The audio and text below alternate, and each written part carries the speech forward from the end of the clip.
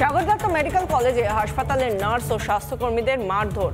Mascot spin control ল্যাবের পরীক্ষায় এটি প্রমাণিত। কেয়াসেট অ্যালোপেক্স পেন্টা অ্যাক্টিভ নতুন চুল গজাতে সাহায্য করে, চুল পড়া বন্ধ করে। কেয়াসেট অ্যালোপেক্স পেন্টা অ্যাক্টিভ 10 হেয়ার ফল প্রবলেমের একমাত্র সলিউশন। প্রতিবাদে লাগাতার কর্মবিরতিতে হাসপাতালের জুনিয়র চিকিৎসকরা। অবশেষে ঘুম ভাঙল প্রশাসনের। সাগর দত্ত হাসপাতালে বাড়ানো হলো নিরাপত্তা, যদিও সিসি ক্যামেরা বসানো হলো না এখনো পর্যন্ত। শহর কলকাতা সংলগ্ন আরো একটি সরকারি হসপিটালে নিরাপত্তার হাল কিন্তু ফেরেনি। সরকারি হসপিটালের মধ্যে পেশেন্ট পার্টি প্রবেশ করে তাণ্ডব চালালেও নিরাপত্তার চিত্রটা যে কতটা বেআব্রু আরো একবার পরিষ্কার হয়ে গেছে। হাসপাতালে ঢুকে স্বাস্থ্যকর্মীদের উপর হামলা। সাগর দত্ত হাসপাতালের নিরাপত্তায় শুরু থেকেই গলদ। মহিলা ওয়ার্ডে দরজার বদলে পর্দা, চেঞ্জিং রুমে নেই লক। ফের একবার প্রমাণিত সরকারি হাসপাতালের জরাজীর্ণ দশা। আমরা যে ওয়ার্ডটা ডিউটি করেছি সেটা তো মা বাচ্চার ওয়ার্ড, সেখানে ওই একজন ফিমেল সিকিউরিটি সারা রাতে থাকে। নিরাপত্তা অ্যাজ ইউজুয়াল না, সেরকমই আছে। আমাদের পোস্টনেটাল ওয়ার্ডে যেমন একজন করে আগে থাকতো, এখনো তাই আছে। কোনো পুলিশি ব্যবস্থা কিচ্ছু নেই। ডাক্তার নার্স মার খাওয়ার পর অবশেষে টনক নড়ল প্রশাসনের। সাগর দত্ত হাসপাতালে তড়িঘড়ি বাড়ানো হলো পুলিশের সংখ্যা। সাগর দত্ত মেডিকেলের নিরাপত্তায় মোতায়েন করা হলো মোট 44 জনকে। নিয়োগ করা হয় অতিরিক্ত 16 জন পুলিশ কর্মীকে। এদের মধ্যে 4 জন এসআই ও এএসআই পদমর্যাদার আধিকারিক থাকবে। পাশাপাশি 12 জন অতিরিক্ত কনস্টেবলও নিয়োগ করা হলো সাগর দত্ত হাসপাতালে। যদিও চিকিৎসকেরা 360টি সিসিটিভি বসানোর দাবি তুললেও মাত্র 40টির জন্য টেন্ডার ডাকা হবে বলে জানিয়েছে হাসপাতাল কর্তৃপক্ষ।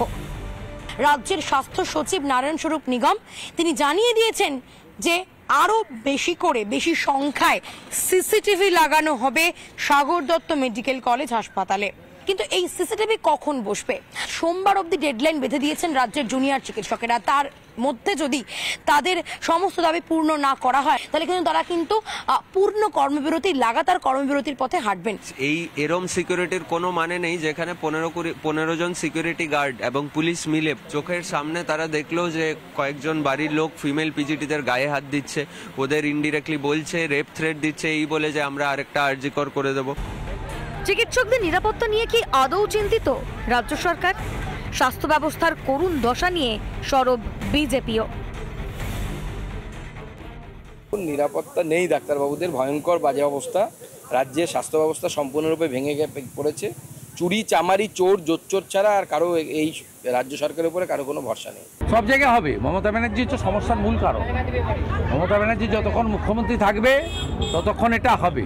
আর এখানে ধর্ষকদের প্রোটেকশন দেয় মমতা ব্যানার্জি, এবং লজ্জার পুলিশ, ডাক্তার, ধর্ষক 3 জন একসঙ্গে জেলে। রবিবার সাগর দত্তে চিকিৎসকদের সঙ্গে দেখা করতে যান প্রদেশ কংগ্রেস সভাপতি শুভঙ্কর সরকার।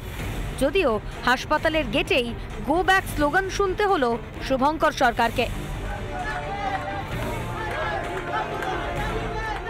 ওনারা বলেছেন যারা পতাকা নিয়ে আসবেন, যারা রাজনৈতিক কোনো ধান্দা নিয়ে আসবেন, ওনারা বুঝেছেন আমরা রাজনৈতিক ধান্দা নিয়ে আসিনি, তাই তাদের না অ্যালাউ করেছেন। আমি তাদের মঞ্চের কাছে গেছি, কিন্তু মঞ্চে বসাটা ঠিক নয়। তার কারণ আমি তো অবস্থানে থাকছি না। এটাকে ভুল ব্যাখ্যা মনে হয় ঠিক নয়। আমিও চাই না ওনারা কোনো রাজনৈতিক রঙে ওখানে তাদের দাগিয়ে দেয়া হোক। হাসপাতালে নিরাপত্তাটুকু যদি না দিতে পারে প্রশাসন, তাহলে বাংলার সাধারণ মানুষের নিরাপত্তা কোথায়? রিপাবলিক বাংলা। এদিকে কোনোভাবেই লাগাম পরানো যাচ্ছে না হুমায়ুন কবিরের মুখে। থামার কোনো লক্ষণ নেই হুমায়ুন কবিরের। ফের চিকিৎসকদের উদ্দেশ্যে হুঙ্কার ছাড়লেন ভরতপুরের তৃণমূল বিধায়ক, যা শুনে পাল্টা সুপ্রিম কোর্টের নালিশ ঠুকল আইএমএর রাজ্য শাখা। যত মহামিছিল করবে, এরা যদি 1000 লোকের মিছিল করে, আমি তারপরের দিন 5000 লোকের মিছিল করবো, ওদেরকে ঘিরে ওখানে রেখে দেবো মেডিকেল। এই বক্তব্যের পরিপ্রেক্ষিতে আমরা আইএমএ বেঙ্গলের যুগ্ম সম্পাদক হিসেবে আমি মেল করেছি chief justice of the supreme court of India, এবং তার সাথে কপি দিয়েছি আমাদের মাননীয় মুখ্যমন্ত্রী তথা স্বাস্থ্যমন্ত্রীকে। অভয়াকাণ্ডের পর বিচারের দাবিতে যত গর্জন বাড়ছে জুনিয়র ডাক্তারদের, ততই বাড়ছে শাসকের ধমকানি চমকানি। প্রায় নিয়মিত নিয়ম করে শাসিয়ে চলেছেন ভরতপুরের তৃণমূল বিধায়ক। পাল্টা এফআইআর হতেই যেন তেলে বেগুনে জ্বললেন শাসক নেতা। যে আমার বিরুদ্ধে কমপ্লেন করেছে আমি তো তাকে ধরবো, আমি নন সেকশনে আসামি হবো আর তাকে রসগোল্লা খাও, এর হিসাব তো নেবই। এর আগেও বজায় ছিল হুমায়ুনের হুমকি। 11ই সেপ্টেম্বর আন্দোলনরত চিকিৎসকদের রীতিমতো ধমকেছিলেন হুমায়ুন। মরছে, তাহলে ডাক্তাররা সুরক্ষিত থাকবে কেন? এরপরেই 3টি ধারায় রুজু হয়েছিল মামলা, কিন্তু ওই পর্যন্তই। অভিযোগ মামলা হলেও কোনো পদক্ষেপ গ্রহণ করেননি প্রশাসন। 12ই সেপ্টেম্বর আমরা যখন ডেপুটেশনটা দিই তখন আমাদের মৌখিক আশ্বাস দেন সুপারিনটেন্ডেন্ট অফ পুলিশ যে আমরা সূর্যাস্তের আগেই উপযুক্ত ব্যবস্থা নেব। বলেন যে একজন বিধায়ককে গ্রেপ্তার করতে গেলে বিধানসভা স্পিকারের অনুমতি নিতে হয়। তাই এর পরিপ্রেক্ষিতে আমরা অপেক্ষা করেছিলাম। তা 12ই সেপ্টেম্বর থেকে 28শে সেপ্টেম্বর পর্যন্ত কোনো উচ্চবাচ্য নেই। এতেই যেন ধরাকে সরাজ্ঞান করে ফের হুমকি দিয়ে বসলেন তৃণমূল বিধায়ক, যদিও তাকে বিশেষ গুরুত্ব দিতে নারাজ চিকিৎসক ও নার্সরা।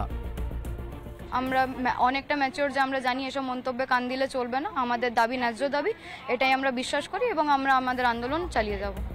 বারবার হুমকি হুমায়ুনের, যা নিয়ে তীব্র কটাক্ষ করেছে বিরোধীরা। কবির ওরকম ডায়লগ দেয় আর কি, সস্তায় বাজার গরম করার চেষ্টা করে। কোন ব্র্যান্ডের নেশা করে সেটা একটু দেখতে হবে। বাজার মাত করার জন্য প্রচারের আলোতা থাকা, এইসব লক্ষ্য কি করে উল্টো দিকে ঝুলিয়ে সোজা করতে হয় সেটা বিজেপি সরকার এলে করে দেখাবো। মেন্টাল হাসপাতালে ভর্তি করুক, আর কি আছে। আরজিকর ইস্যুতে সম্প্রতি দলের কাউকে মুখ খুলতে বারণ করেছিলেন স্বয়ং মুখ্যমন্ত্রী মমতা বন্দ্যোপাধ্যায়। তারপরেও হুমায়ুনের ধারাবাহিক হুমকি। কোন সাহসে এমন আচরণ শাসক নেতার? তাহলে কি মমতার প্রচ্ছন্ন প্রশ্রয়ে বারবারন্ত মুর্শিদাবাদের নেতার? রিপাবলিক বাংলা।